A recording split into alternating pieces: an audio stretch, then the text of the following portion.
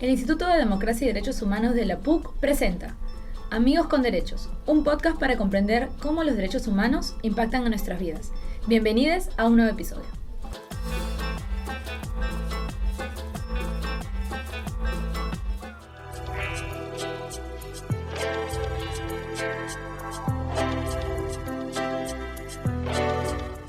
Diferentes actores, diferentes circunstancias, pero con las mismas consecuencias.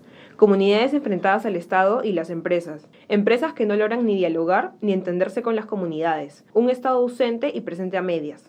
Caos. El resultado, una realidad plagada de conflictos. Estatus de estos conflictos, activos y resueltos. Tal vez hay algo a lo que no le estamos prestando la suficiente atención.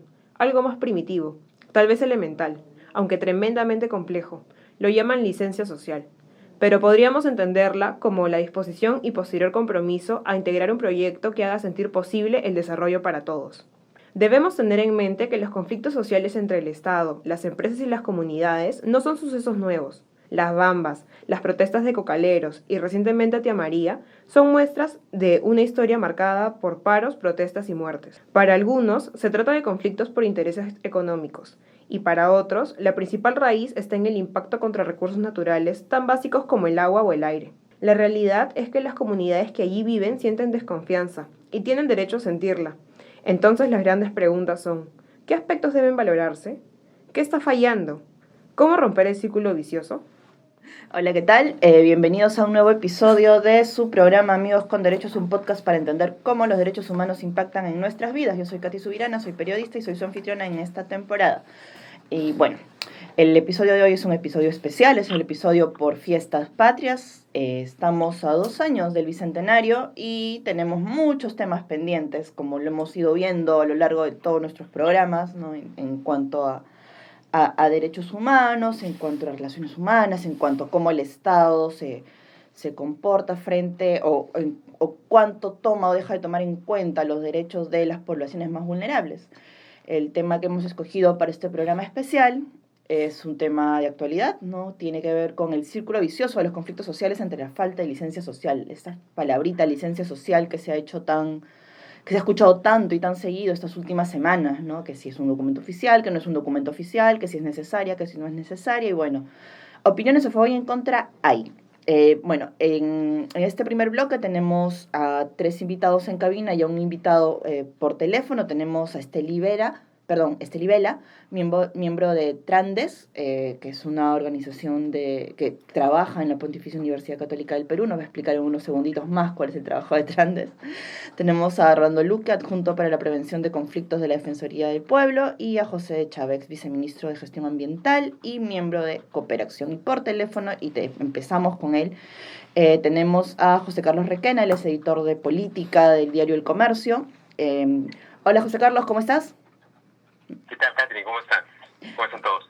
Bien, gracias por aceptar nuestra llamada. Tenemos unos minutitos contigo al teléfono, pues sería importante empezar hablando de la aprobación del presidente Vizcarra, que ha disminuido y bueno, se le atribuye, se ha escuchado ayer hoy día, se le atribuye al tema Tía María, esta baja en la aprobación de Vizcarra. ¿Tú qué dices?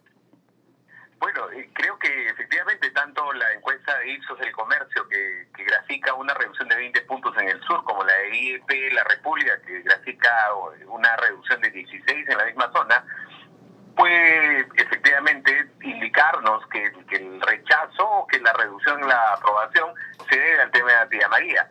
Y efectivamente creo que el gobierno había dilatado bastante esta decisión.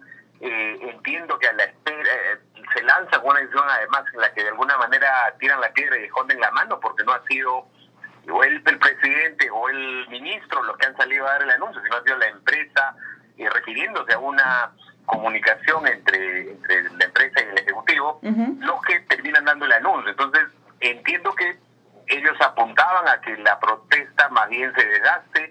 Creo que el cálculo, por lo menos de lo que vemos hasta ahora, ha sido inadecuado, y creo que si el gobierno realmente cree que Tía María es lo importante que es, y yo también creo que lo es, debe dotarla del espacio y de los recursos para que pueda alcanzar esta licencia social, que claramente está todavía ausente a estas alturas del proyecto, ¿no? Claro, pero mira, se habla de la necesidad de una licencia social, se habla de la necesidad de la mesa de diálogo, pero todavía no hay un planteamiento de cómo iniciar este diálogo. Y mira, en general creo que no solo para el caso de Tía María, creo que en general lo que tú te has referido en la introducción a un círculo vicioso, creo que como país todavía no hemos abierto este debate sobre cómo conviven distintas actividades económicas en espacios relativamente cercanos. Creo que ahí este esfuerzo que se hacía desde algunos sectores de izquierda era importante, lo de la zonificación ecológica, económica, pero que sin embargo se ha estado pateando, ¿no? Yo creo que discusiones de esa naturaleza en las que veamos cómo procesamos nuestros conflictos en una democracia como la que con todas sus falencias tiene la peruana, es importante, es un debate sin duda pendiente.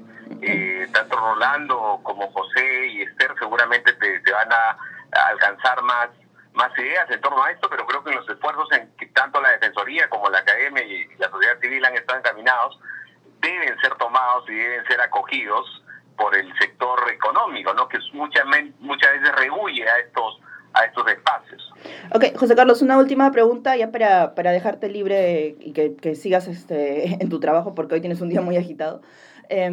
Esta desaprobación al presidente tiene que ver con el hecho de no haber sido más honesto en tratar el tema Tía María o con el hecho de no haber sido más firme como reclaman otros sectores.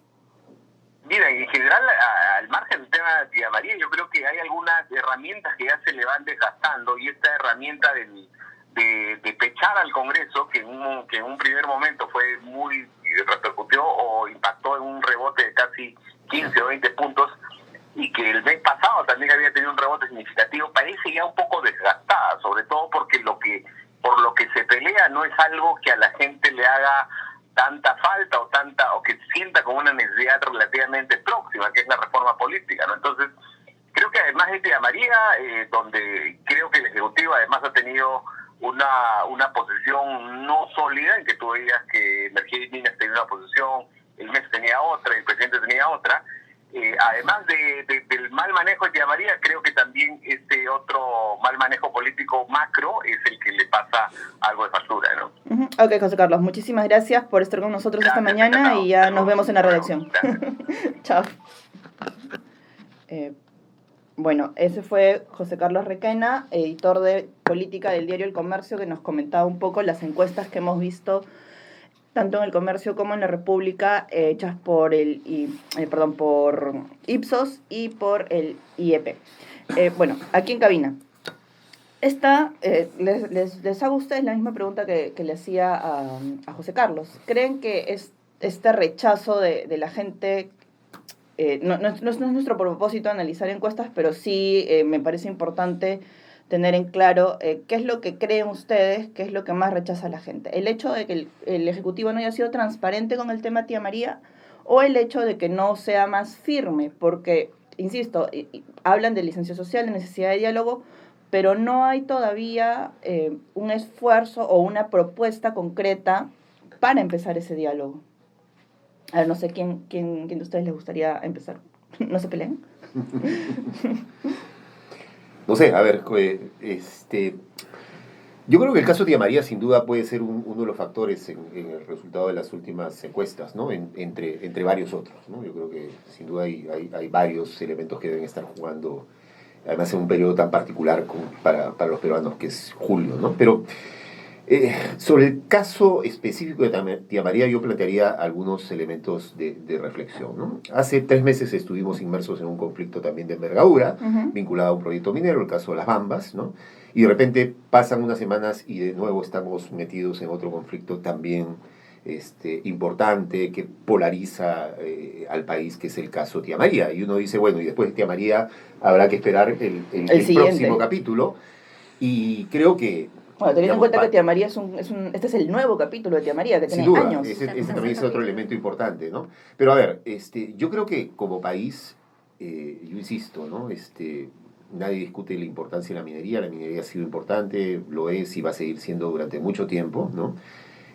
Creo que tenemos que comenzar a pensar qué está pasando, qué tipo de mensajes nos están dando los conflictos sociales, ¿no?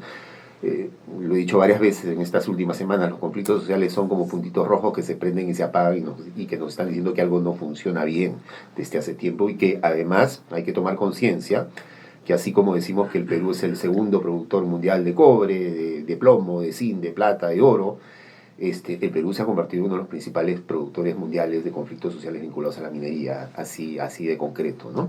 Entonces, sin duda, ahí hay un tema que no está funcionando. Y en el caso de Tía María, precisamente, estamos inmersos en el tercer capítulo. Son ya con 3 gobiernos que han intentado sacar adelante un proyecto y no lo han logrado. Lo intentó el señor García entre el 2009 y 2011.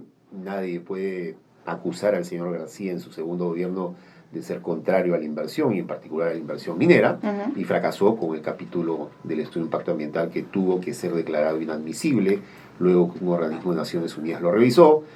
Segundo capítulo durante el gobierno del señor Humala, que aprobó el estudio de impacto ambiental. Dicho sea de paso, en el proceso de aprobación de un proyecto minero, el momento culminante es el estudio de impacto ambiental, es la aprobación del estudio de impacto ambiental. Todo lo que viene después son trámites muy simples desde el punto de vista administrativo.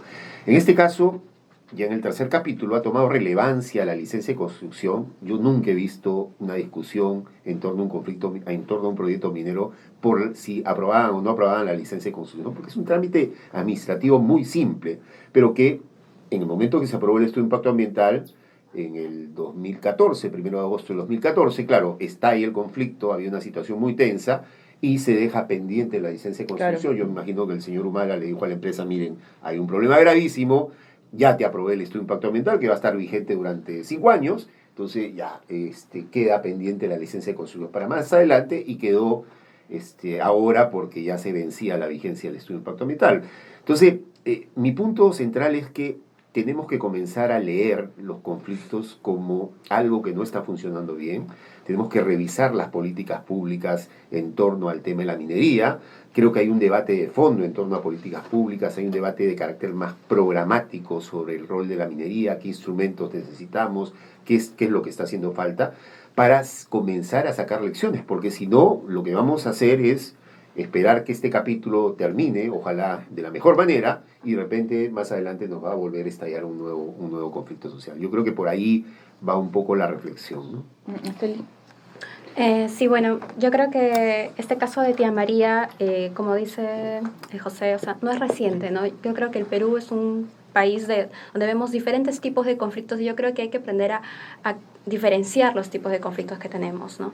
Y yo creo que ahí es importante diferenciar los conflictos que son quizás antimineros, llamados así por Arellano Yanguas, por ejemplo, ¿no? De los conflictos que buscan más una redistribución de las rentas, ¿no? Entonces hay conflictos de una oposición un poco más estricta, ya sea por las características mismas del proyecto, ambientales, el tema de los perjuicios ambientales que pueden ocasionar. Tipo Tía María, tipo Conga. Exactamente, ¿no? O por las características de la empresa y sus antecedentes en la zona, ¿no? Que son casos en donde evidentemente hay unas características importantes, ¿no? En tanto Conga como Tía María hay un componente muy importante de agricultura. La mayoría de la población, el 80% en Tía María es agrícola, ¿no? Pero no es solamente cualquier tipo de agricultura, como puede ser una zona deficiente o pobre, sino que es una zona que tiene uno de los menores índices de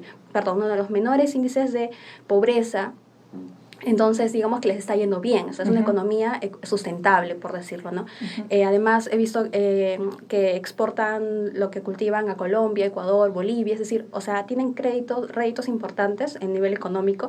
Entonces, creo que es importante tomar las características de este tipo de conflicto que de otros casos de conflictos como las Bambas, por ejemplo, ¿no?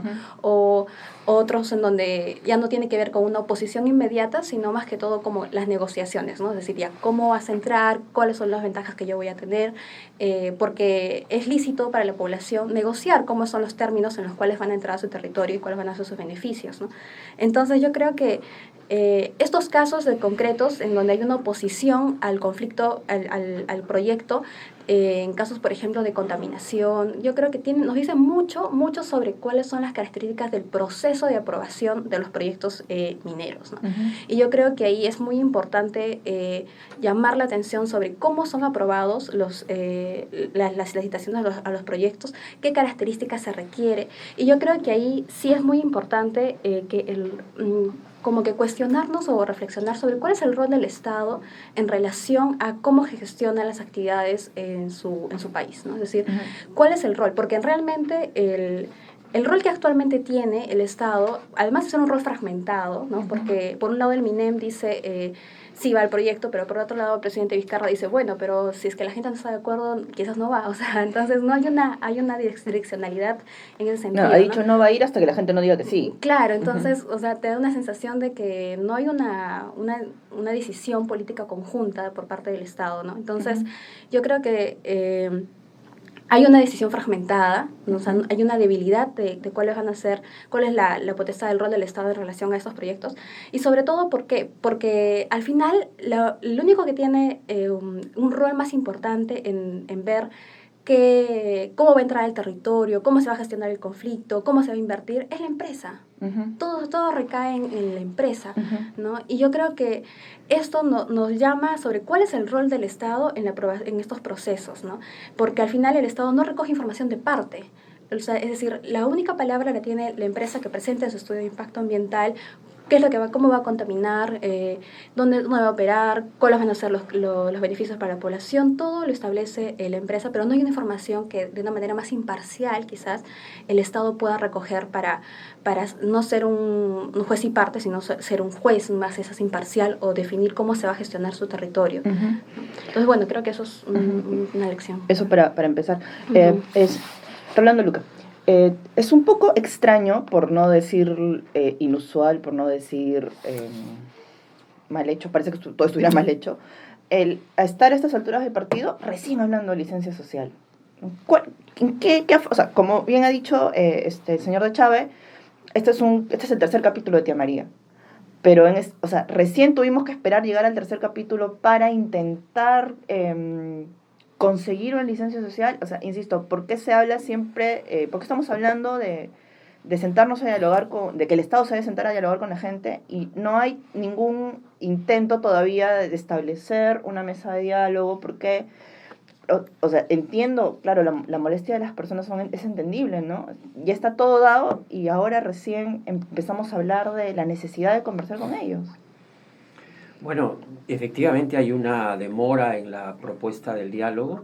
Esto obedece a varias razones. Primero, no estamos teniendo un análisis fino de las realidades locales. Hay una mirada desde Lima de qué está pasando en el país y las reacciones cuando efectivamente el problema empieza a escalar hacia situaciones de crisis, donde se hace ya mucho más complicado tratar el problema.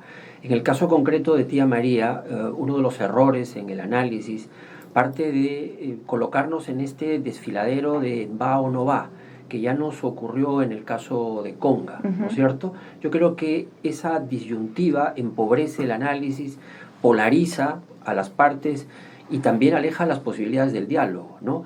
En este momento, además, hay análisis que se centran únicamente en lo económico, es decir, cuánto puede producir la mina en términos de pago de impuestos, cuánto se va a exportar, cuánto aporta al PBI.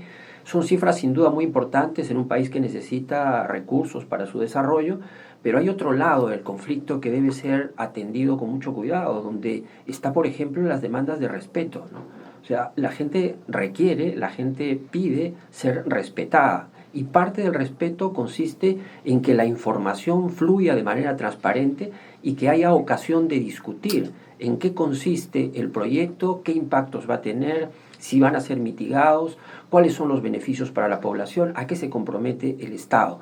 Y en ese punto exactamente es donde no encontramos hasta el momento acercamientos para proponer una salida.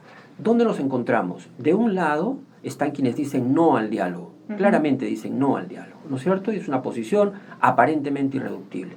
Y al otro lado tenemos a quienes dicen, bueno, estamos dispuestos a absolver dudas. Bueno, eso de absolver dudas implica un formato de preguntas y respuestas donde voy y doy las correspondientes explicaciones o informo y ahí termina. No, en la Defensoría del Pueblo creemos que a la mitad de estos dos extremos hay un proceso de diálogo que debe ser bien diseñado, dotándolo del contenido que la gente espera. Hay algo que en materia de derechos humanos se habla en los últimos años, que es el derecho a la verdad, ¿no es cierto? Y yo creo que en el caso de Tía María, la población no ha accedido a la verdad sobre el proyecto, porque en su momento el estudio de impacto ambiental recibió 138 observaciones.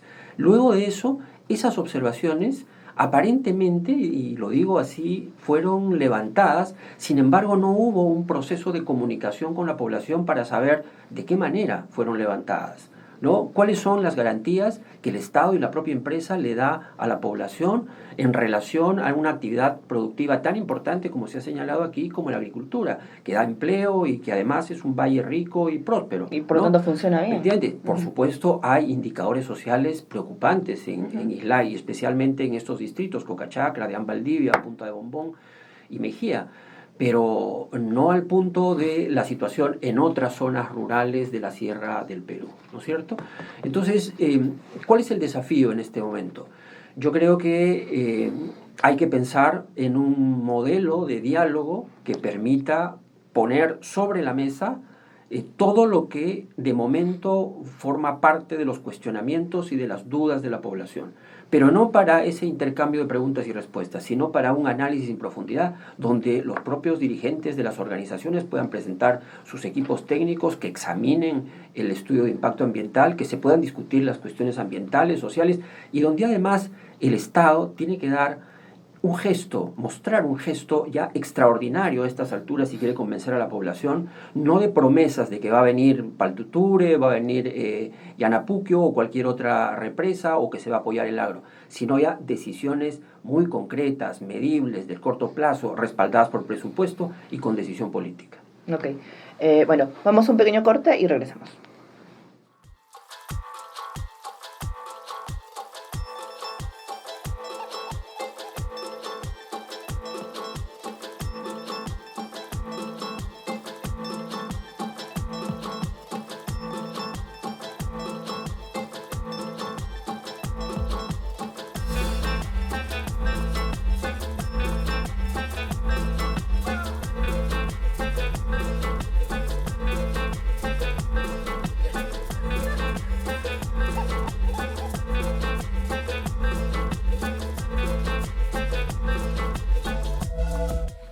Y bueno, estamos de vuelta en Amigos con Derechos, un podcast para entender cómo los derechos humanos impactan en nuestras vidas. Y bueno, seguimos hablando del círculo vicioso de los conflictos ante la falta de licencia social.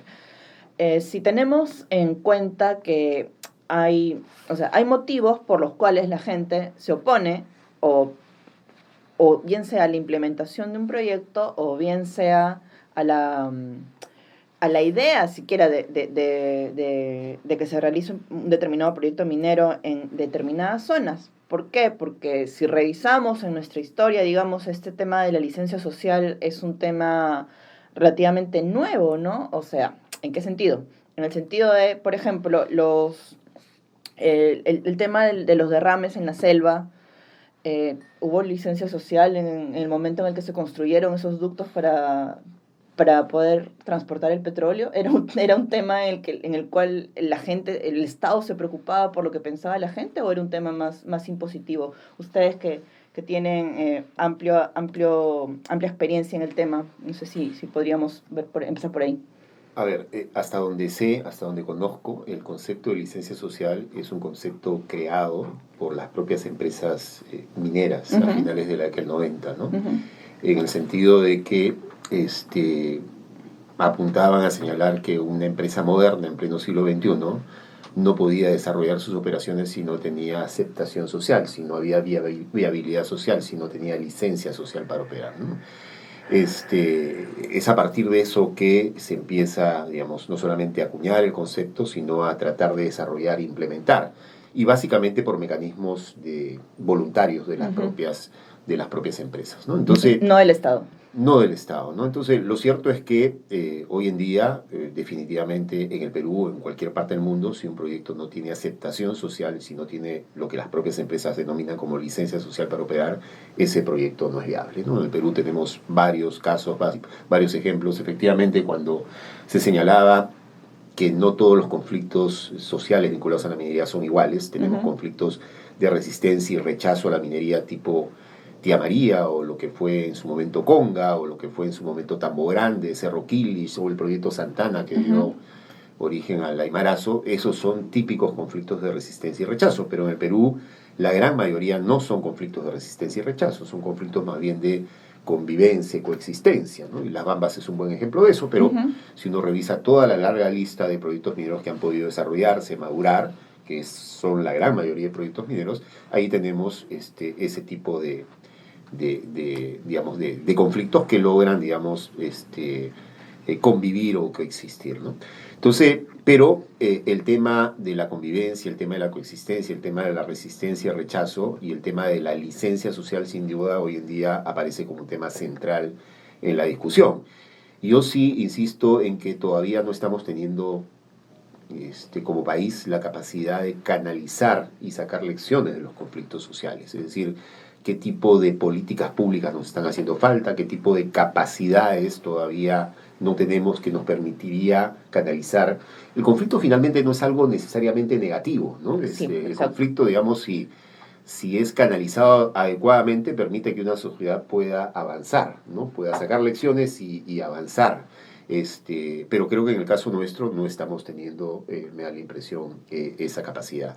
Y creo que además los conflictos nos ponen sobre la mesa la necesidad de reflexionar un conjunto de políticas públicas que creo yo por ahí hay algunas pistas de análisis, ¿no? En el caso de la minería, por ejemplo, tiene sentido que los pocos valles productivos que tenemos, sobre todo en la costa del país, el recurso tierra agrícola es un recurso sumamente escaso en el país, ¿no? Entonces, tiene sentido que los pocos valles agrícolas productivos, relativamente exitosos, no quiero idealizar el Valle de Tambo, pero sin duda alguna es un ejemplo, digamos, de desarrollo productivo bastante interesante. Y como bien se ha dicho en la ronda previa, si uno ve los indicadores del Valle de Tambo, efectivamente, uno ve el mapa de pobreza. La región Arequipa es la segunda región con menos pobreza monetaria en el país, y dentro de Arequipa, dentro de la región Arequipa, la provincia Islay, donde está el Valle de Tambo, es la segunda provincia con menor pobreza monetaria. Prácticamente la pobreza extrema no existe, ¿no? Insisto, no quiero idealizar la situación del Valle de Tambo, pero hay varios indicadores que muestran que es un proceso interesante. Entonces, tendríamos que comenzar a discutir, bueno, dónde sí le conviene al país que haya minería y dónde no le conviene al país que haya minería. Pero digamos, el hecho de que el Valle de Tambo sea un caso exitoso de minería, de agricultura, no tendría por qué excluir el tema de que se desarrolle ahí también actividad minera. No necesariamente, y por ejemplo yo no me atrevería a decir que ningún tipo de minería no puede coexistir con ningún tipo de agricultura, pero para eso también ahí deberíamos comenzar a pensar qué es lo que necesitamos para que esa convivencia exista, ¿no? A ver, en el caso, simplemente quería mencionar dos temas que a mí me parecen centrales, ¿no? Lo primero, si uno ve el mapa de concesiones mineras en la provincia de Islay, uno va a ver que más o menos el 58% de la provincia de Islay está concesionado. No estoy diciendo que todas las concesiones se vayan a convertir necesariamente en proyectos mineros, pero si yo fuese agricultor del Valle de Tambo y veo ese mapa y veo que aparte de Sauder, hay por lo menos 10 otras empresas que tienen concesiones mineras y que estoy seguro que están haciendo turismo, están ahí porque están explorando, yo diría, hay el riesgo, y además veo el mapa geológico, hay el riesgo de que esta zona se convierta en una zona de expansión de actividad minera, ¿no? Entonces, estos criterios de cómo se otorgan concesiones mineras me parece que es un elemento también que hay que tomar en cuenta. Y lo segundo, cuando hay una discusión en torno a un proyecto controvertido como Tía María, ¿cuáles son los mensajes que se pretenden pasar? Uno es que la empresa va a actuar con mucha rigurosidad, se va a allanar a todas las evaluaciones, a todas las fiscalizaciones, que tienen los mejores estándares sociales, los mejores estándares ambientales, y que el Estado además va a acompañar, ¿no?, con mucha rigurosidad para controlar que los impactos no se den. Pero claro, al mismo tiempo, uno dice, oigan, pero esas mismas empresas mineras están tratando de quitarle el aporte por regulación que permite que precisamente un organismo que forma parte del Ministerio del Ambiente, organismo adscrito, el organismo de evaluación y fiscalización ambiental, que vive de ese aporte por regulación, 70% de su presupuesto es eso, están tratando de quitarle el aporte por regulación, es decir, hay una estrategia clara de golpear y debilitar un organismo que es central, que es fundamental. Entonces, como que los discursos no parecen coherentes. No son coherentes con la realidad y con las prácticas cotidianas, ¿no? Y necesitamos, al contrario, lo que necesitaríamos es fortalecer precisamente a este tipo de organismos y tratar de buscar mayores equilibrios económicos, sociales, culturales, ambientales, que sin duda alguna están haciendo falta, ¿no? Esteli, un segundito, quiero preguntarle algo a Rolando. Rolando, esto que comenta José, que el tema de la licencia social sea un tema que haya nacido de la empresa antes que del Estado, de repente tiene que ver con que el Estado hayan pasado tantos años y no asuma como responsabilidad suya el hecho de que si se va a explotar o si se va a trabajar en una zona, la población de esa zona esté de acuerdo, esté adecuadamente informada y le siga tirando la pelota a las empresas, porque hay una cosa que sí creo que se repite bastante, que en zonas donde se va a entregar una concesión minera, la mayoría, el Estado no llega adecuadamente. Entonces, ¿qué es lo que hace? Pide a las empresas que suplan lo que ellos no hacen, ¿no? O sea, que construyan algo, que construyan un hospital, una escuela, qué sé yo, o que aporten para la carretera o tal cosa. ¿Estoy equivocada en eso? A ver, cuando una categoría conceptual no tiene una definición jurídica, queda en el terreno de la interpretación más o menos vaga y extensa de lo que significa. Cualquiera puede dotarle de contenido a la expresión de licencia social, que en términos generales está siendo entendida como una especie de aprobación de la población de que el proyecto debe ir. Pero la palabra aprobación también puede tener algunas discusiones, puede ser una palabra problemática.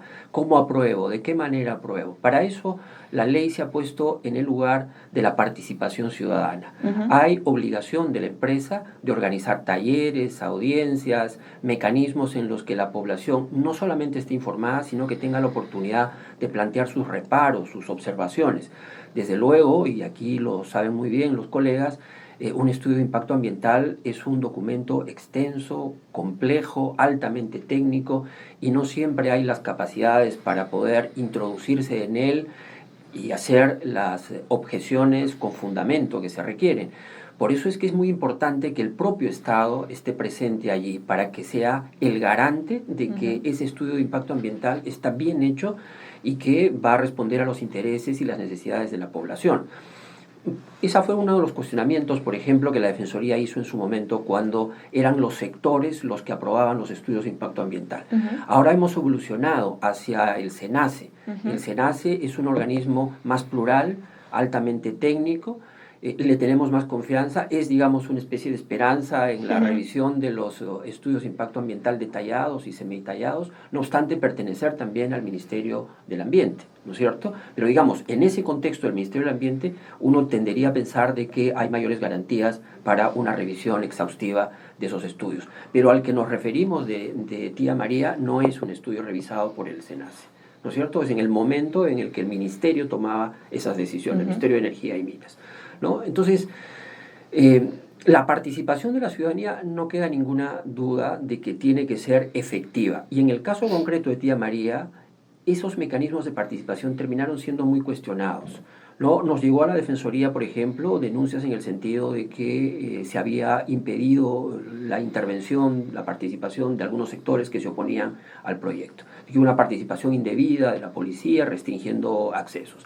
etc. Entonces, ¿eso por qué? Porque esto está organizado básicamente por la empresa, cuando tendría que estar ahí el Estado para garantizar la total transparencia. Cuando un proyecto viene de buena fe, bien pensado, bien concebido, no hay ninguna razón para no mostrarlo totalmente. Es más, las audiencias públicas y los mecanismos de participación ciudadana tienen como objetivo fundamental consolidar la relación entre la empresa y la ciudadanía, de tal manera que la relación en el futuro sea mucho más estable, porque ya sé exactamente y estoy convencido de qué tipo de proyecto es este, cómo se va a explotar y qué garantías me estás dando para no afectar otras actividades económicas, ¿no? Ahora, yo sí discutiría, perdóname un pie de página, la idea del círculo vicioso, ¿ya? Que se ha repetido aquí. No creo que la conflictividad social sea un círculo vicioso en el Perú. Al contrario, yo creo que ha servido para que los procesos fluyan. Es una energía que más bien ha destrabado, en lugar de circular interminablemente alrededor de algo y sin salida, porque la idea del círculo vicioso es la idea del estancamiento, ¿no es cierto?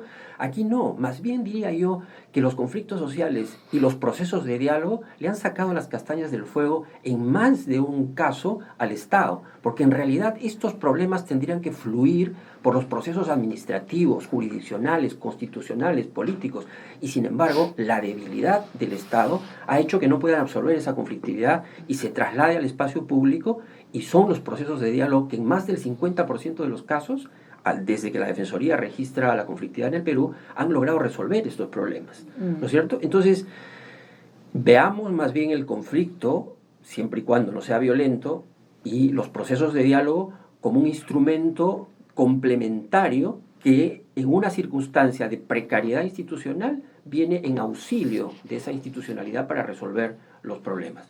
Por eso es que si queremos transformar la conflictividad hay que apuntar a lo que se está apuntando ahora, a las reformas institucionales. Solo así tendremos un impacto importante y desde luego, como lo ha señalado José, algunas de las políticas económicas, ambientales, agrícolas, etcétera, que son o pueden tener impacto importante en la reducción de la conflictividad. Esteli, tus palabras, por Bueno, favor. ya creo que todos lo han dicho, pero sí, yo creo que coincido en ese sentido de que el conflicto es provechoso porque es un radar de que algo no está funcionando en el sistema político, ¿no? Entonces, ¿cómo eso nos permite engrasar la máquina o resolver los problemas que tienen en el diseño? Es lo que el Estado, el gobierno debería de leer, ¿no? Y yo creo que la creación del SENACE, la creación del OEFA, después de periodos de conflictos, son lecciones importantes de que en realidad sí hay avances o los conflictos sí nos dejan lecciones importantes de cómo se va mejorando la institucionalidad que tenemos. Entonces, en ese sentido, yo creo que el escenario podría ser positivo si es que esto da lugar a reformar los procesos que actualmente tenemos para ver qué es lo que está fallando en los procesos de aprobación de los proyectos mineros, ¿no? Y ese es un aspecto. El otro aspecto que quería mencionar es de que es importante, creo, en aras de pensar el aniversario de la independencia del Perú, ¿no? Es decir, ¿hacia dónde estamos yendo como país? Creo que es una reflexión que a veces se deja de lado en la cotidianidad y en la instantaneidad del gobierno, ¿no? Entonces están pensando más en apagar incendios que en pensar a largo plazo en cómo vamos a planificar el desarrollo del país, qué tipo de actividades vamos a promover, cómo se va a gestionar el territorio. Creo que son preguntas centrales, ¿no? Se habla del tema del ordenamiento territorial, pero puede haber otras herramientas también que se implementen para ver cómo se va a gestionar. Entonces yo creo que eso nos debe hacer reflexionar sobre traer al Estado de vuelta en el sentido de que tome un rol protagónico en cómo se gestiona el conflicto y también traer lo político de vuelta, porque yo creo que a veces mucho se queda o se reduce la discusión en términos muy técnicos, ¿no? Entonces al final todo termina siendo una discusión bien técnica que si no eres un ingeniero especializado, ¿cómo vas a poder discutir en términos de, ya, esto me afecta o no me afecta? La reducción se reduce mucho en términos de ingeniería, en términos específicos técnicos, cuando también la discusión es política. La discusión tiene que ver, tenemos un entendimiento tan negativo de la política como sinónimo de corrupción que no lo comprendemos como también es el ejercicio de la población de poder decir qué destino quiere, ¿no? Qué espera de su desarrollo y cómo el Estado también decide qué desarrollo yo también considero. Es decir, la discusión tiene que también volverse en términos de hablar de estrategia, de cómo el Estado también entra al territorio de manera estratégica, ¿no? Política, y que no solo le deje ese lugar a la empresa, ¿no? Porque yo creo que la empresa termina ocupando por default, quizás quiere o no quiere, pero tiene que asumirlo, ¿no? Porque el Estado en realidad se retira, ¿no? Claro. Y deja que las partes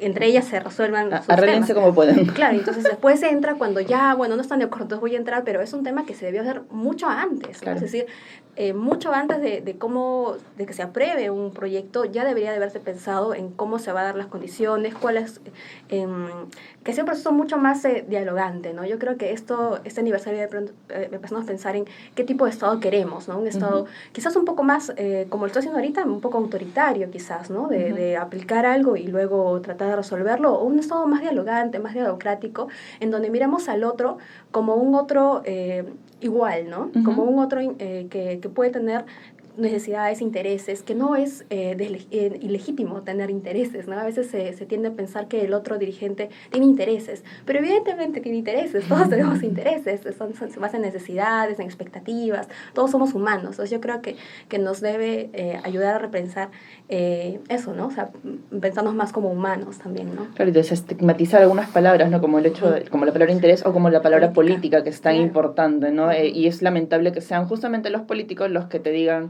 esta es una discusión técnica, no la llevemos al plano político. Pues no, todo es político, ¿no? Lo personal es político, eso ya lo hemos aprendido. Muchísimas gracias Libela, Rolando Luca y José Chávez por estar con nosotros en este bloque. Vamos a una pausa y regresamos con el siguiente bloque.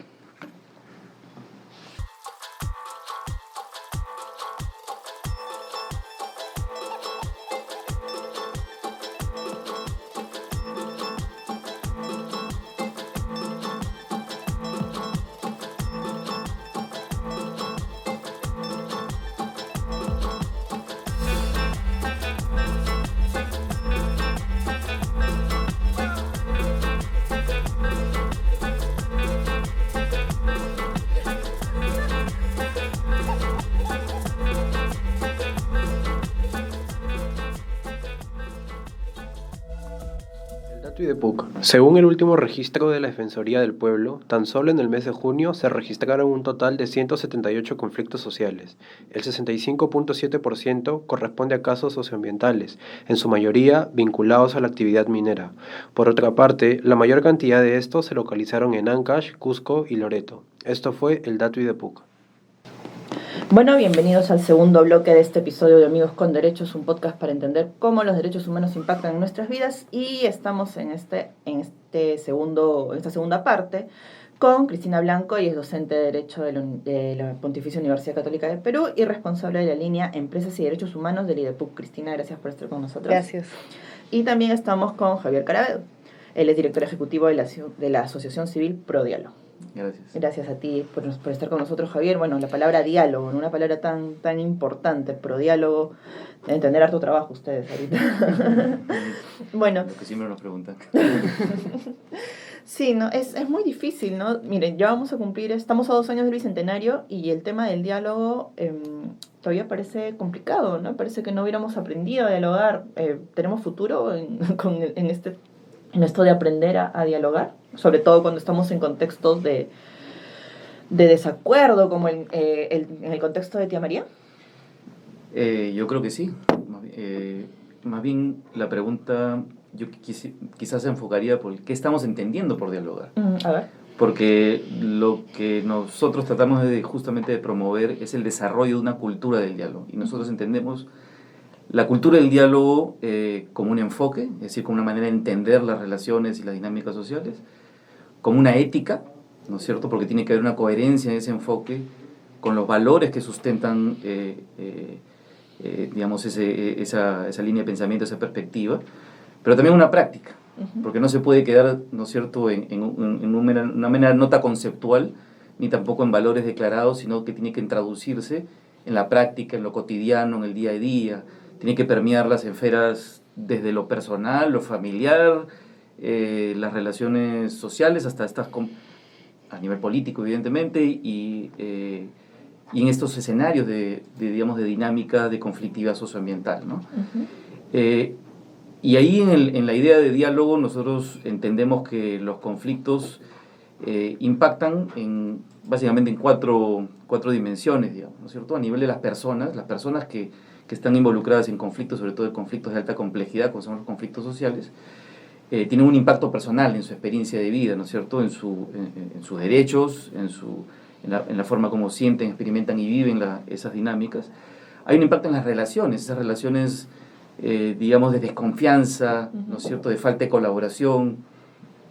Generalmente los conflictos, además, que se suelen asociar con las situaciones de violencia o crisis. Nosotros creemos que los conflictos más bien son expresiones ¿no es cierto?, de situaciones que necesitan ser transformadas, cambiadas en una sociedad. Y una sociedad democrática debería conflictuarse, pero conflictuarse en un sentido constructivo, en un sentido pacífico, en un sentido de avanzar hacia a la expansión justamente de los derechos, ¿no es cierto?, de todas las personas. Y también impacta los conflictos a nivel de la forma, lo que decimos en una dimensión cultural, en el sentido de las cosmovisiones, las visiones de desarrollo están muy confrontadas alrededor de los conflictos, de los valores, ¿no es cierto? Ahí tiene que ver todo justamente la práctica, los valores democráticos, pero también a nivel estructural, en las instituciones. Aquí en el tema, por ejemplo, de María está muy la conversación alrededor de los estudios de impacto ambiental, ¿no es cierto? El caso de las Bambas, ¿no? De si las modificaciones a nivel de la normativa en términos de este famoso ITS, ¿no es cierto? En lugar de hacerlo mediante procesos de participación ciudadana, en fin. Entonces los conflictos impactan en esas dimensiones en simultáneo. Y nosotros creemos que para realmente desarrollar una cultura de diálogo tenemos que pensar en términos de diálogo en un sentido transformativo. Y eso tiene, si me permites, 4 características fundamentales, ¿no?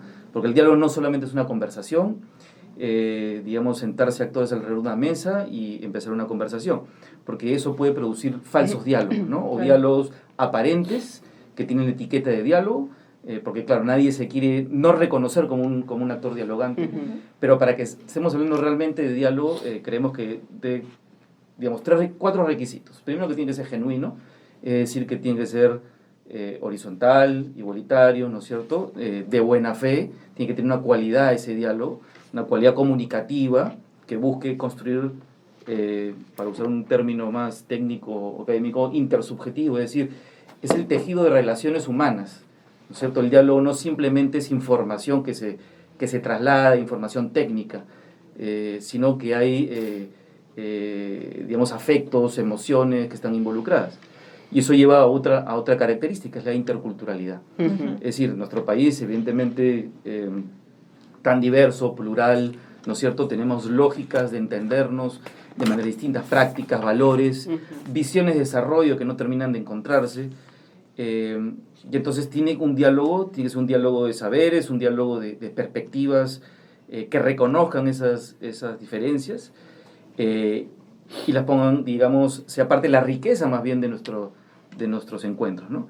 La tercera característica tiene que ser multiactor. Es decir, no basta con, y llevándolo a la práctica, digamos, de los escenarios de conflictividad social alrededor de proyectos extractivos, no basta con las relaciones, digamos,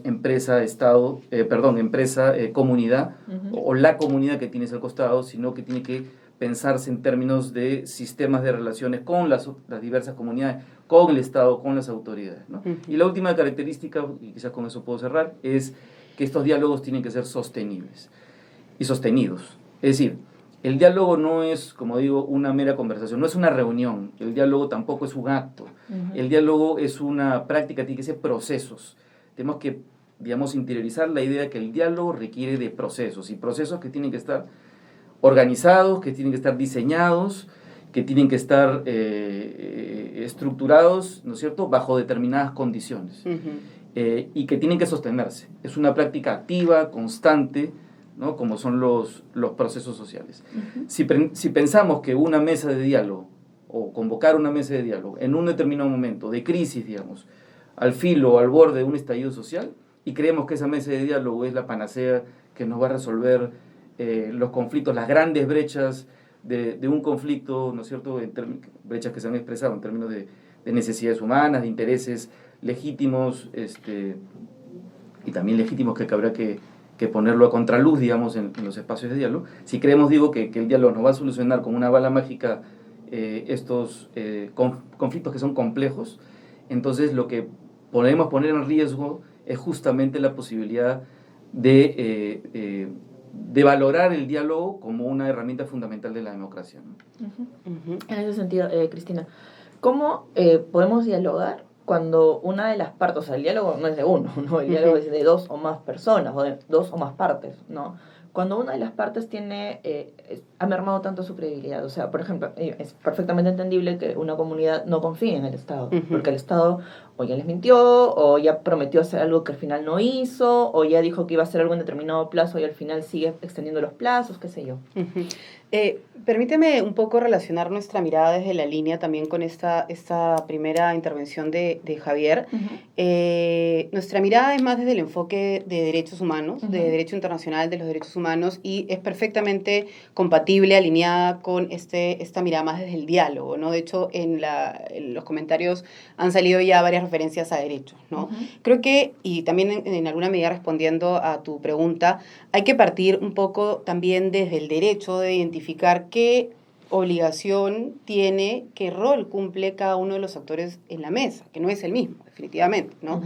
A ver, el Estado, por supuesto, es el llamado a garantizar aquí los derechos. Entonces, es el que debe tener el rol protagónico, el que debe tener el liderazgo, la batuta y presentar las condiciones para que se puedan generar los espacios de diálogo y bajo las características que ya ha mencionado Javier, ¿no? Entonces estamos hablando aquí de una obligación, ¿sí? Más allá de un querer, más allá de digamos, una voluntad política, si es que el Estado está promoviendo un proyecto que puede eventualmente afectar derechos, tiene la obligación de tomar las acciones preventivas para evitar que esas lesiones se generen. Entonces, la prevención, cuando hablamos de prevención en términos de diálogo, tiene un componente más jurídico también, que está a cargo del Estado. Entonces, creo que hay que como matizar o poner esos pincelazos desde el derecho también.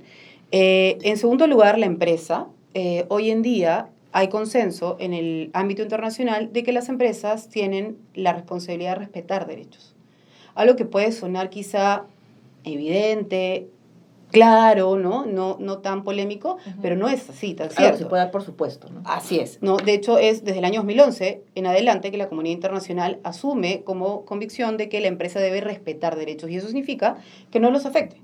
Y que si los afecte, se haga cargo de esas afectaciones, ¿no? Entonces, bajo esta lógica, claro, hay una mirada también muy preventiva dentro de la propia empresa, de la responsabilidad de evitar que se afecten derechos, y ahí entra el concepto de vía diligencia de la empresa, que es que dentro de su análisis de riesgos evalúe si es que su operación va a afectar derechos, que es lo que corresponde en este caso a la minera. Y bueno, en tercer lugar, evidentemente hay más actores, pero pues los claves en este escenario sería la población, las personas afectadas que son titulares de derechos. O sea, aquí no estamos hablando simplemente de agendas antojadizas, ¿no? Sino también de derechos que pueden ser, que están enmarcados en la Constitución, en los tratados de derechos humanos, y que pueden ser eventualmente justiciables, ¿sí? Entonces creo que es bien interesante, o sea, bien rico ver cómo este diálogo, este acercamiento del diálogo tiene una parte, digamos, más jurídica que lo complemente, y que creo que es importante que esté también puesta sobre la mesa. Está enmarcado dentro de una perspectiva jurídica, pero digamos que parece que lo olvidáramos, ¿no? O sea, no solamente parece que lo olvidáramos nosotros, espectadores, fuera del conflicto, porque claro, o sea, hay gente que toma parte o por uno o por otro lado, pero el tomar parte no tendría que significar anular la posición del otro, ¿no? Totalmente, ¿no? claro. Pero digamos que es algo que ocurre bastante. Ahora, el problema también es que, como bien han dicho, no hay que estigmatizar la palabra conflicto, el conflicto no tiene que ser malo per se, pero el tema es que, digamos, acá los conflictos los vemos como algo malo, porque ahorita hablamos de un conflicto en Tía María y hablamos de un bloqueo de carretera, ¿no? Que por más que el premier haya salido a decir que uno puede protestar sin afectar al resto, o sea, no se me ocurre cómo la población de Islay puede hacer que los escuchen si no bloquean la carretera. O sea, si se van a parar en las puertas de sus casas con un cartelito protestando, nadie les va a hacer caso. Entonces, ellos recurren al tema de la carretera. No estoy diciendo que esté bien ni que esté mal, sino que es la forma que tienen de que los tomen en cuenta. No como el Estado el Estado ya ha demostrado que si se paran ellos con un cartelito en su casa, si ponen una bandera en su casa y un cartel diciendo no queremos que Tía María vaya, nadie les va a hacer caso. Entonces, ellos toman medidas extremas porque no les hacen caso de otra forma, ¿no? Precisamente, a ver, a mí me gusta hacer mucho en este concepto, ¿no? Debemos recuperar el valor de la palabra. Porque en un contexto, claro, ahora vivimos un clima de preocupación por el tema de la corrupción, ¿no es cierto? Cómo está deteriorando, ¿no? Nuestras instituciones, o en todo caso cómo se ha evidenciado el deterioro de nuestras instituciones a propósito de la corrupción, que es a nivel del gobierno nacional, los gobiernos locales y regionales, en fin. Claro, todas las escalas. Así es. Y los conflictos, o la experiencia de los conflictos de las personas, claro, ha marcado una profunda desconfianza, ¿no es cierto? Y cuando hablamos de conflicto, por ejemplo, en el caso de Tía María, el conflicto también no es un conflicto de ahora, es un conflicto que tiene 10 años. De hecho, la Defensoría del Pueblo lo reportó en su monitoreo de conflictos en agosto de 2009. Y estamos viviendo... de aniversario. Y digamos que, Claro. bueno, más o menos, ¿no? Entonces, y de hecho hemos pasado por 3 crisis, digamos, esta es La tercera. es la tercera, digamos, ¿cierto? Y ahí hay pues relaciones de desconfianza profundas, históricas, en caso con la empresa en particular, ¿no? Que está titular del proyecto, más de 50 años. Entonces, revertir esa situación de desconfianza histórica, ya de principio era todo un desafío. Pero en el camino se han ido profundizando esas desconfianzas en lugar de haberse abordado, ¿no es cierto?, y trabajado esas desconfianzas. Entonces, ya en este punto, digamos, el diálogo,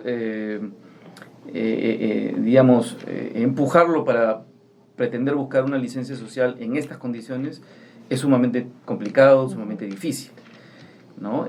Más bien habrá que ver qué mecanismos, qué modelos o qué prácticas, metodologías de diálogo pueden establecerse, yo diría primero para, digamos, bajar las tensiones, ¿no? La polarización, y llevarlas hacia un espacio donde puedan ser posibles ciertas prácticas restaurativas incluso.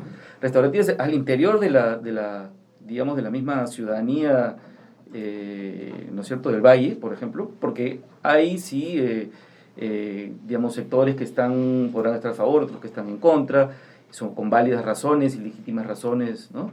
Pero el hecho social es que hay heridas profundas, internas en la comunidad, en relación con el proyecto y en relación con el Estado. Porque el Estado, digamos, está hablando, por un ejemplo, de la represa de Partiture, hace muchos años, y hasta ahora no se ven, digamos, no parece cosas que concretas. hacer, ¿no? Entonces, Claro. hay cosas de confianza que no se pueden, que tienen que trabajarse a profundidad, y reconociéndose que hay de por medio derechos, ¿no es cierto? Porque cuando se habla de seguridad jurídica parece que a veces solamente la seguridad jurídica es en términos de la inversión, que es necesaria, importante, pero no la seguridad jurídica en términos de los derechos ciudadanos. Claro. Ahora que mencionas el tema más histórico, contextual, también creo que no hay que perder de vista que el Estado peruano históricamente es un Estado que desde su independencia en adelante, porque hay normas desde 1870 por ahí, que ha ido procurando la inversión privada en desmedro de prerrogativas, protección de población en temas de minería. Entonces, históricamente, no solamente el contexto de Tía María, sino históricamente el Estado desde su propia fundación como república ha venido poco a poco, evidentemente más, menos y con algunos matices en algunos momentos de nuestra historia, promoviendo marcos que favorecen la inversión privada y que no en la misma medida, por decirlo de alguna manera, garantizan derechos. Entonces creo que eso también hay que tenerlo sobre el radar. Y lo otro es también pues el trasfondo, ¿no? El Estado peruano es un Estado ausente. Es un Estado que en general no valora lo rural, no valora necesariamente la diversidad cultural. Esas son cuestiones que en nuestra historia en términos relativos es muy reciente. Sí. ¿No? Entonces creo que lo histórico del contexto, pero también lo histórico como país, ¿no? Ok, vamos con esa reflexión y regresamos para hablar de por qué por qué hablamos de diálogo cuando el conflicto está lleno antes. Vamos a una pausa.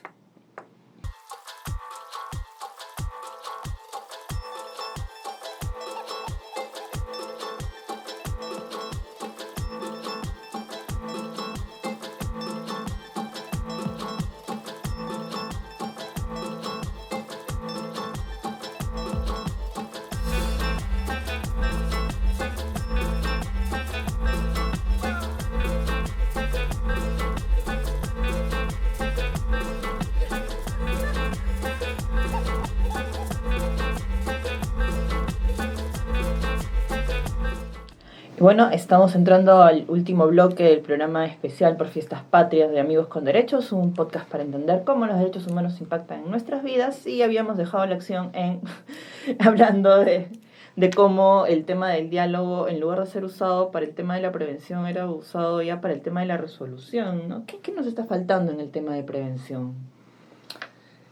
A ver, entonces, bajo las premisas un poco que planteé en el bloque anterior, las características del diálogo, justamente una de las herramientas principales de la prevención debe ser eso, el diálogo preventivo, digamos, bajo esas características. Y ahí desarrollar una cultura de diálogo preventivo, bueno, la prevención nos cuesta en general, ¿no? En el país, el tema de desastres naturales, en fin, y solamente reaccionamos cuando hay crisis.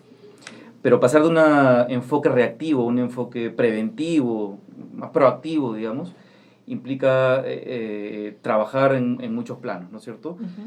Y yo creo que enfatizaría la idea de trabajar la relación Estado, sociedad civil y empresa, ¿no? Hay iniciativas como, por ejemplo, el Grupo de Diálogo, Minería y Desarrollo Sostenible, que tiene cerca de 18 años tratando de generar espacios de diálogo multiactor entre distintos sectores, más allá de que hayan o no conflictos, para generar eso, una cultura, para promover una cultura de diálogo, ¿no? Pero muchas veces el Estado desconfía de los actores de sociedad civil, las empresas desconfían de los actores de sociedad civil. Yo creo que las empresas deberían más bien aceptar espacios donde se pueda debatir, aceptar críticas, cuestionamientos, etc. Porque es importante, ¿no? Porque cuando eso no se produce, comienzan a aparecer actores con agendas más ilegítimas, que no piensan en términos de desarrollo, sino piensan en otros términos, ¿no? Lo hemos visto con estos famosos asesores, por ejemplo, en el caso de la BAM, ¿no? Sí, claro. Desde el Estado tiene que haber un fuerte trabajo en términos, diría, de diálogo interno, intersectorial, e incluso con niveles de gobierno. De hecho, una de las dificultades que tiene el Estado, a pesar que ha ido desarrollando una institucionalidad para la gestión pública de conflictos y reconocido, ¿no? Como organismo como el PNUD, por ejemplo, ¿no es cierto? En Latinoamérica hemos desarrollado una institucionalidad para la gestión de conflictos, tenemos casi 18 oficinas a nivel, digamos, del gobierno nacional. Lo que pasa es que no están, la brecha social, las demandas sociales, las complejidades de los problemas es tal que no alcanza a abordar estas brechas, digo, ¿no? Y entonces tiene que haber un fuerte diálogo entre los sectores. Hay una visión muy de corto plazo, muy reactiva frente a los conflictos todavía. Hay un problema también de celos intersectoriales, ¿no es cierto?, para el manejo de los conflictos. Hay problema de cambios de equipos, lamentablemente se construye una suerte de capital humano, ¿no es cierto?, en las oficinas de gestión de conflictos, de prevención de conflictos de Estado, pero que terminan lamentablemente cambiándose reiteradamente creo que el más inestable de los puestos es el del jefe de la Oficina de Gestión Social y Diálogo en el Estado. Cambian, duran pocos meses, ¿no es cierto? Y las empresas, también reconocer que hay empresas que han pasado de un enfoque, digamos, de filantropía, de responsabilidad social entendida como extensión de beneficios a las comunidades, incluso de un enfoque de relaciones comunitarias, un enfoque de gestión social. El enfoque de gestión social implica desde el compliance, digamos, del tema de derechos, ¿no es cierto?, a pensar las relaciones con el entorno más que transaccional y bilateral a un enfoque más territorial. Yo creo que un enfoque territorial es muy importante desde el Estado, ¿no? De las propias empresas. Por ejemplo, en Argentina hay una práctica que entramos en un estudio que pudimos hacer en Latinoamérica, de lo que ellos llaman las cuencas sociales, es decir, ahí donde hay espacios territoriales, donde hay varias empresas, poder tener un acercamiento de diálogo más integral, que no parte de los conflictos, sino de las brechas de necesidades sociales, ¿no es cierto?, y de derechos existentes. En fin, creo que pueden surgir muchas ideas. Hay toda esta idea que conversamos con Cristina antes de entrar, el tema del sistema de gestión de conflictos del Estado, que ha sido una idea que ya tiene varios años en realidad, que no termina de cuajar. Pero más allá de que se generen, digamos, mecanismos al interior del Estado, yo creo que hay que pensar en términos de sistemas, en términos sistémicos en todo caso, ¿no? Y no pensar que los conflictos son situaciones donde hay que encontrar el bueno y el malo, digamos, de de la situación, Claro. sino entender que son complejidades, y esas complejidades no pueden abordarse desde la simplicidad y de la simpleza, ¿no? Así es. Sí, en complemento, a ver, yo coincido plenamente con Javier, creo que hay muchas ideas muy valiosas e iniciativas concretas que vale la pena continuar y destacar en torno a todo el manejo de la conflictividad social.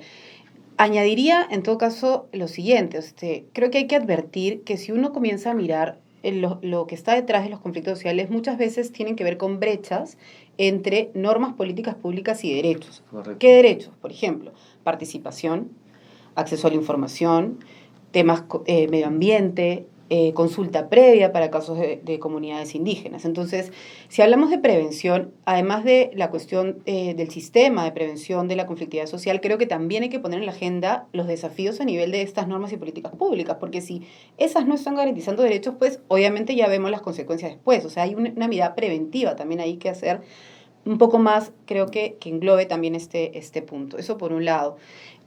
Por otro lado, también coincido con esta reflexión que hacía Javier en torno a cómo ha cambiado en los últimos años de manera muy significativa la percepción de la empresa con relación al otro, ¿no? a la parte más social, que evidentemente ha pasado de la filantropía a la responsabilidad social, que se mantiene, pero hay un componente más de gestión social o de derechos humanos nuevamente, ¿no? Pero esto es un aprendizaje impulsado por las propias empresas, no es que el Estado haya propiciado este aprendizaje.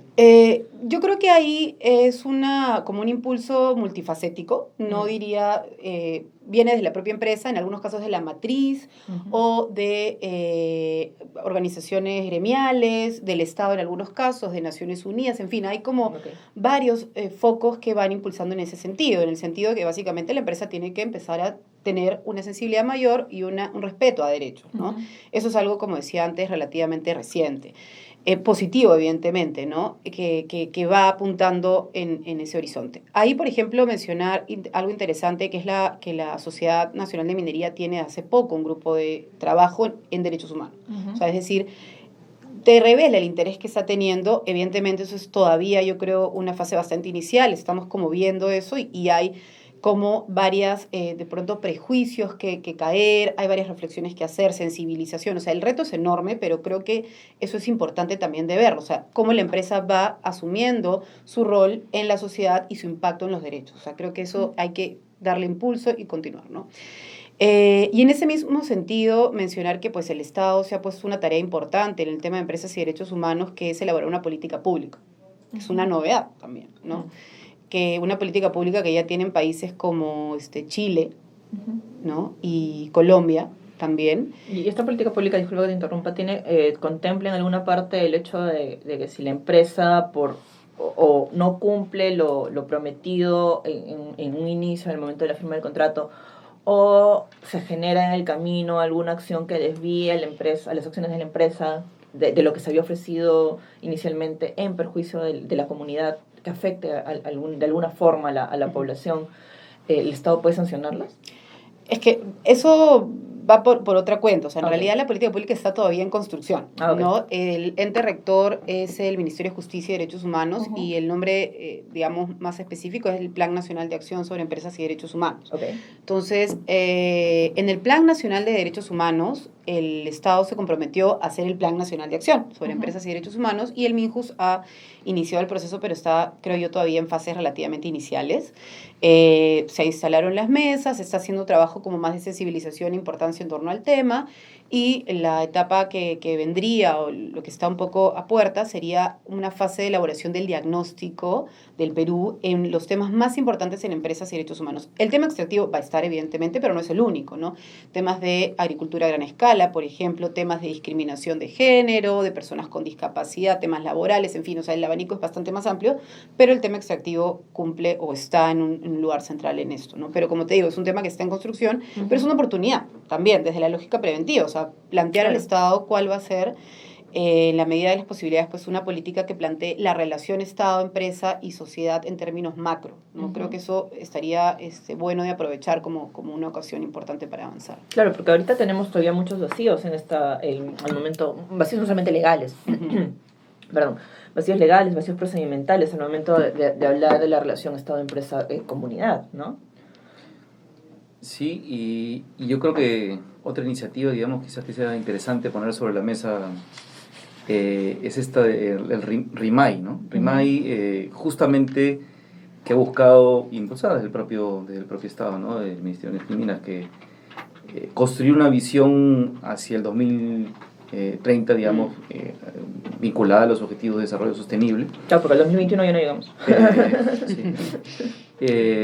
En todo caso, para entrar al Bicentenario, con una, Claro. donde hay una concordancia, por lo menos avanzar hacia, en todo caso, una visión conjunta de qué es lo que se quiere específicamente con el sector minero, por ejemplo, ¿no? que es una de las fuentes de mayor conflictividad socioambiental, ¿no?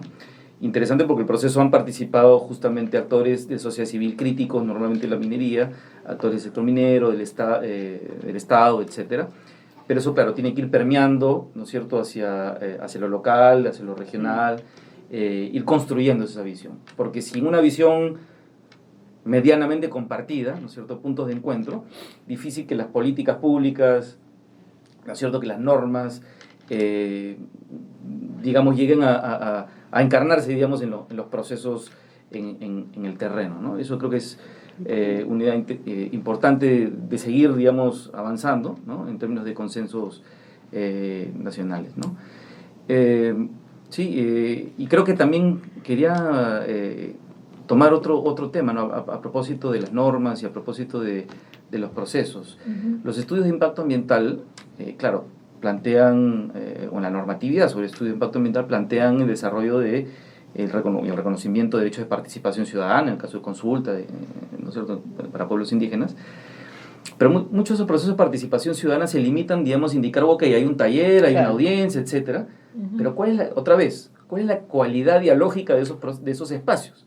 O sea, no solamente nos limitamos a hacer el taller y por ahí que la comunicación es meramente informativa, meramente canal, formal, ¿no? Exacto, de un canal que me limito a hacer un check, ¿no es cierto?, cumplir con esa formalidad que me pide la ley. Las buenas prácticas de las empresas que han buscado ir más allá de lo formal es incluso hacer más espacios de diálogo, tener espacios más de ida y vuelta, más interculturales, en fin, yo creo que de eso debería rescatarse. Fíjense, a propósito del tema de los derrames de petróleo, ¿no?, en la Amazonía. Hay una experiencia interesante también de buena práctica vinculada a derechos, diálogo, que es el estudio técnico independiente sobre el ex lote 1AB, hoy 192, en el que una práctica de diálogo intercultural entre el Estado, las federaciones de las 4 cuencas y digamos, con Naciones Unidas promoviendo un poco el espacio, pudieron hacer con profesionales independientes, técnicos y adaptados culturalmente en el terreno, ¿no es cierto?, el estudio con la participación de las propias comunidades, de los comités de monitoreo ambiental de las propias comunidades, se pudo levantar un diagnóstico en que las partes sintieron que se generó un nivel de confianza. Ojalá que ese tipo de experiencias no se comiencen a perder por la recurrencia, digamos, de estos nuevos de estas nuevas crisis, digamos, ¿no es cierto? Y que se sostenga la voluntad del Estado de impulsarlo. Ahora, hay 2 cosas. Es importante que se esté estableciendo una política nacional, aunque estamos un poco tarde, ¿no? O sea, digamos, ya estamos a punto de llegar a 200 años de independencia, de construcción de república, todo, ¿no? Y es como que recién nos damos cuenta que no necesitamos, ¿no? Bueno, lo importante es que se esté haciendo. Sí, no, depende por dónde se mire, ¿ah? Porque sí, efectivamente, si lo miramos del Bicentenario, sí, pues puede parecer tarde, pero en términos comparativos de región, estamos más o menos adelante, digamos, los que... Estamos a tiempo. Sí, o sea, como les digo, Colombia y Chile lo tienen, México hizo algunos intentos, Argentina está en proceso, nosotros vamos ahí como en el medio, ¿no? Y hay otros que todavía no han siquiera tomado la decisión política de hacer la política. Entonces, o sea, sí entiendo la mirada, claro, desde esa perspectiva parece tarde, pero desde otra mirada más de comparativo de región, pues no es tan malo el escenario, ¿no? Claro, o sea, parece un poco tarde también teniendo en cuenta que somos un país extractivista, ¿no? Así o es. sea, no es que sea algo reciente, ¿no? Es Claro. algo lo que tenemos bastante tiempo, ¿no? Y lo que algunas personas han comentado acerca de la elaboración de la política es que puede ser muy complaciente con las empresas. Eso, ¿ustedes cómo lo ven? ¿Es cierto? Esta en particular, la que está en construcción, honestamente a esas alturas es muy pronto para decirlo, porque como te digo, se han instalado las mesas, pero es bien importante que sociedad civil organizada tenga presencia ahí, ¿no? Y sí, están invitados, evidentemente se puede ampliar, pero ellos creo que garantizan justamente esta balance de fuerzas, de poderes, ¿no? Y el Estado evidentemente está llamado a escuchar a sociedad civil, a tomar sus preocupaciones, sus observaciones y generar una política pública que sea conforme al marco constitucional, internacional, etcétera. O sea, más allá de que la agenda que pueda tener el sector privado, el Estado, nuevamente, es el garante de derechos. Entonces, es un poco el rol ese que tiene que cumplir y que esperamos pues se dé también en este proceso concreto, ¿no? Que lo cumpla más efectivamente de lo que lo está cumpliendo, ¿no? Sí, porque aquí hay otra idea que quisiera compartir también, ¿no? Es que hay una preocupación en realidad de cara al Bicentenario. Es que lo que estamos viendo en estos conflictos socioambientales, en el fondo también hay una tensión en torno a legalidad y legitimidad, ¿no? Sabemos desde un punto de vista, justamente una perspectiva de derechos y democracia, que no necesariamente legalidad tiene relación con la legitimidad. Y cuando hay esa distancia se comienza a agrandar, y comienzan a emerger también, digamos, ciertas preocupaciones, que lo que se está poniendo en juego también es la legitimidad de la democracia, como, ¿no es cierto?, posibilidad de desarrollar una convivencia pacífica entre peruanos y peruanas, de garantizar derechos, etcétera, ¿no? De hecho, el Perú, en los últimos latinobarómetros, es de unos países que más desconfía en la democracia, ¿no es cierto?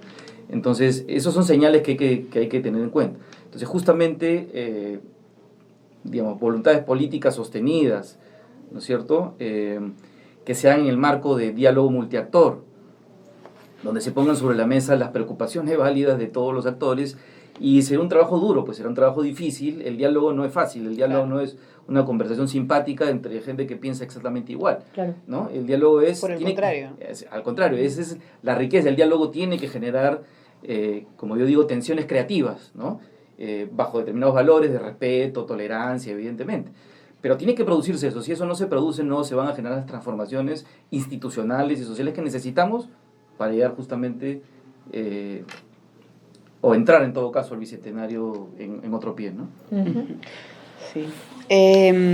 Y algo que quizá ha salido anteriormente, pero en esta mesa en particular no se ha dicho, que es justamente lo opuesto, ¿no? O sea, ¿cuál es el extremo más negativo de ausencia de diálogo, confrontación? No podemos olvidar los episodios de violencia absolutamente lamentables y los números de muertos y heridos en conflictos sociales. O sea, este año, entiendo, no ha habido ninguna persona fallecida, pero son números alarmantes, y creo que es como la parte más negativa, ¿no? La parte más dramática, humana de justamente la falta de diálogo, ¿no?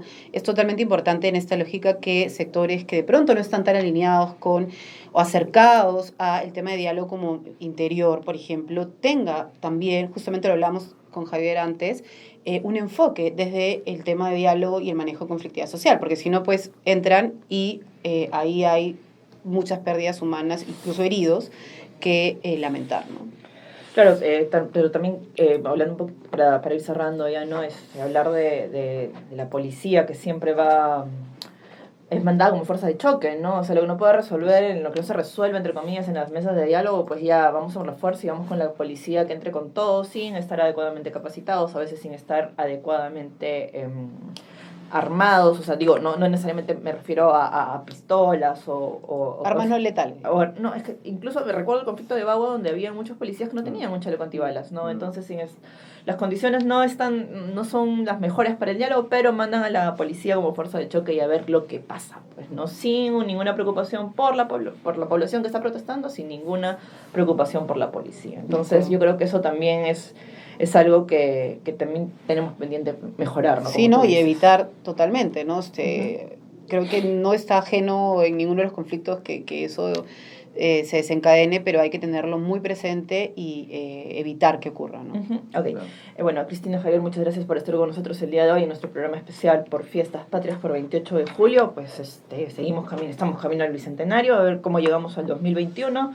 Esperamos que con un Estado que reconozca mejor los derechos de las comunidades y con empresas que sean realmente responsables con lo que hacen, porque nadie está en contra de la inversión, de mejorar económicamente, todos queremos vivir mejor, Así es. pero no a costa de unos cuantos. Ok, muchísimas Bueno, gracias, muchas hasta la próxima. Gracias. Hasta aquí llegamos con este episodio de Amigos con Derechos, un podcast para comprender cómo los derechos humanos impactan en nuestras vidas. Amigos con Derechos es producido por el Instituto de Democracia y Derechos Humanos de la PUC. El programa es conducido por Katy Subirana. Producido y mezclado por Gabriela Quevedo y Rosdela Heredia.